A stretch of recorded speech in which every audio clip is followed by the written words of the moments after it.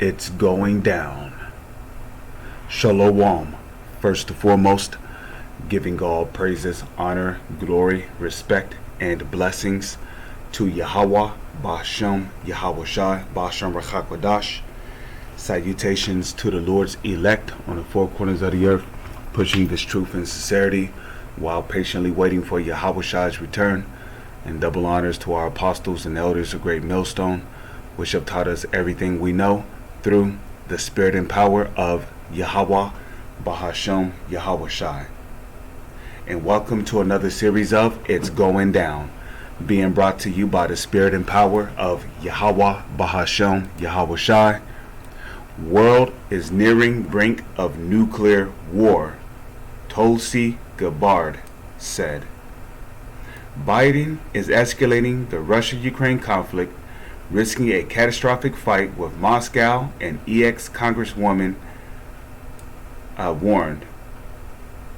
President Joe Biden's administration is driving the world toward a devastating nuclear war conflicted by using the Ukraine crisis to fight a proxy war with Russia. Former Congresswoman and 2020 presidential candidate Tulsi Gabbard has warned. The American people need to understand the seriousness of the situation that the Biden administration and leaders in Washington have put us in, Gabbard said on Wednesday night in a Fox News interview. The Hawaii Democrat, who was among the candidates whom Biden defeated to win his party 2020 presidential nomination, called for stepping back to focus on the big picture and the great threat that we face, which is the reality that this war is continuing to escalate. Okay, and ultimately, ultimately the Lord is in control of all things. Okay, ultimately we know World War III. We know that World War III is going to begin when the United States of America goes into Iran, because the so-called Israelis are going to draw the United States of America into Iran. As a matter of fact, just real quick, in order to prove that, let's go to Jeremiah chapter 50 verse 45, which the talks of the so-called Israelis invading Iran, that's already in the talks. They're already talking about doing it. And we already know when the so-called Israelis go into Iran, guess who's going to draw the United States of America into Iran? I mean, guess who's going to draw the United States of America into Iran? The so-called Israelis. Jeremiah chapter 50 verse 45 right here. Therefore hear ye the counsel of the Lord that he have taken against Babylon. Who's Babylon? Babylon is the United States of America, and his purposes that he had proposed against the land of the Chaldeans. Surely the least of the flock shall draw them out. Who's the least of the flock? The so-called Israelis. Are they not the ones going around telling the world that they are the flock of the Lord? So the so-called Israelis, they are the least of the flock that shall draw them, the so-called Babylonians, out into this conflict against Iran. When that happens, Russia's going to step in. They're going to go into Iran. Okay? They're going to go into Iran, because Russia has interest build it up in Iran. They have interest in Iran. And if that interest was to be threatened, they would have to take action. And you already know Russia's main target down there in Iran is going to be the United States of America, because Russia is already fed up with the United States of America. And when that happens, guess who else is going to step in? NATO. Because NATO is currently an ally of the United States of America. And guess who else is going to step in to take Russia's side? China. Because China is, and you can see how all of this is going to lead to World War III. Okay, and then North Korea is going to step in because they're on China's side. Germany is going to step in. Okay, Turkey is going to step in because they're on Russia's side. And just like that, the world's superpowers are all going to be involved over there in the Valley of Jehoshaphat, which is over there in the Middle East. Okay, which Iran is going to be the gravitational pulling point to gathering these nations together to battling World War III, which is going to start off as a war fought with tanks, AMRAPs, war jets, war choppers, foot soldiers, okay, warships, you name it, drones, stealth planes, okay, stealth bombers, and then during that war, it's going to escalate into a nuclear war, which is going to be the war to end all wars.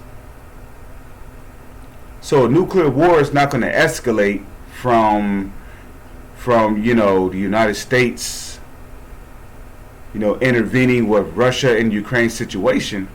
A nuclear war is going to come from the so-called Israelis going into Iran and drawing the United States into the so-called Israelis' conflict against Iran. Because when that happens, all of the world's superpowers are going to get involved. So let's go ahead and close this window out. I don't know why that's opened. So I'm going to continue reading. It says, Biden has led the charge for international sanctions to punish Moscow over its military offensive in Ukraine. The United States has approved $70 billion in aid, including advanced weaponry, to help Ukraine fight Russian forces. During a visit to Israel on Thursday, Biden said Washington will continue to provide such aid indefinitely to ensure that Moscow suffers a strategic failure in Ukraine. President Biden himself says he has no idea when or how it's going to end, but we know where this escalation leads. Gabar said it leads us closer and closer to the brink of a nuclear war with Russia. And here's a video of her, saying so. So if we come over here to the book of Matthew, chapter 24, verse 6, these are the words of Yahushua, who the world ignorantly calls Jesus. And ye shall hear of wars and rumors of wars. So we're hearing of wars and rumors of wars, correct? See that ye be not troubled, for all these things must come to pass, but the end is not yet. So don't be troubled or alarmed when you hear these things. For all these things must first come to pass, but the end is not by and by. Luke 21 verse 9. But when ye shall hear of wars and commotions, okay, when you start hearing about people talking about nuclear talks in the news, you shouldn't be terrified. If anything, you should be excited. And the reason why I say that is because what's going to happen during the nuclear war? Yahushua, who the world ignorantly calls Jesus, is going to make his grand return. And in the event when those intercontinental ballistic missiles are shut off, and they're coming for the United States of America as well as the land of Israel, there's going to be deliverances going on. Okay? Yahushua is going to be delivering his elect men. To be honest, whenever I hear about nuclear talks in the news, it not only gets my blood pumping, but it gets me excited.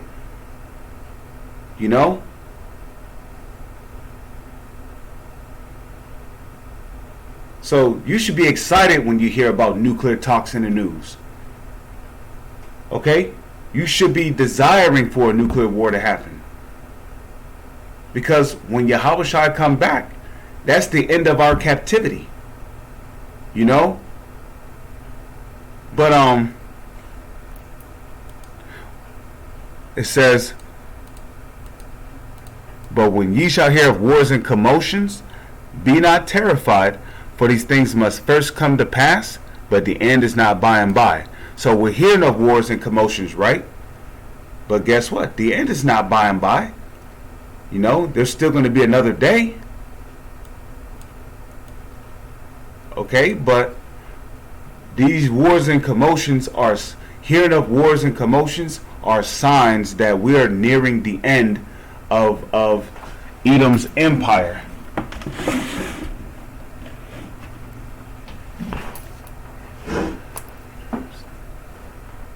With that, I'm going to say Shalom is on to the next one.